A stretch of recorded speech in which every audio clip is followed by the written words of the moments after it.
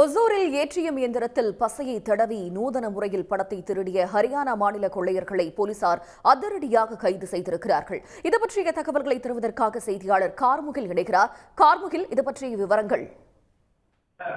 ATM இயந்திரத்தில் ஃபெவிக்விக் பசையை தடவி நூதன முறையில் பணத்தை திருடி ஹரியானா மாநில கொள்ளையர்களை ஒசூர் போலீசார் ஏடிஎம் மையத்திற்குள்ளே மடக்கி பிடித்துள்ளனர். இந்த சம்பவம் இப்போது பரபரப்பை ஏற்படுத்தியுள்ளது.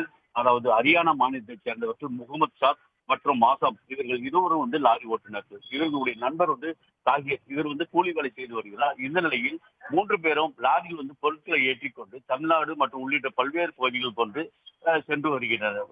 அந்த நேரத்தில் அப்போது ஏடிஎம் மையங்களில் நூதன முறையில் கொள்ளையடிப்பதாக ஒரு தகவல் கிடைத்துள்ளது. அதாவது பகல் மற்றும் இரவு நேரங்களில் லாரியை நிறுத்திவிட்டு ஏடிஎம் மையங்களுக்குள் சென்று பணம் வரும் இடத்தில் பசியை தடவி தடவி பணத்தை வெளியே வராதவாறு அவர்கள் செய்து விடுவார்கள். அந்த நேரத்தில் பொதுமக்கள் பணம் எடுக்க செல்லும் போது கார்டை போட்டு பணம் எடுக்க செல்லும் போது ஆனால் பணம் ஆனால் உள்ளுக்குள்ளே மெசேஜ் மட்டும் அவர்களுக்கு சென்றுவிடும். இது போல் வரும் குழப்பத்தில் இருந்த பொதுமக்கள் ஆங்காங்கே தகவல் தெரிவித்துள்ள காவல்துறைக்கு.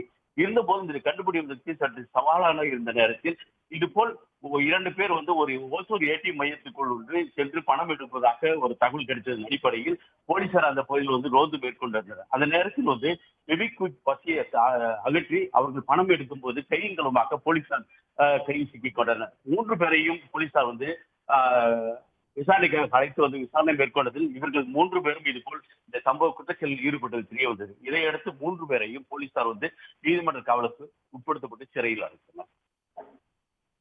தங்களுடைய விவரங்களுக்கு நன்றி கார்முகில்.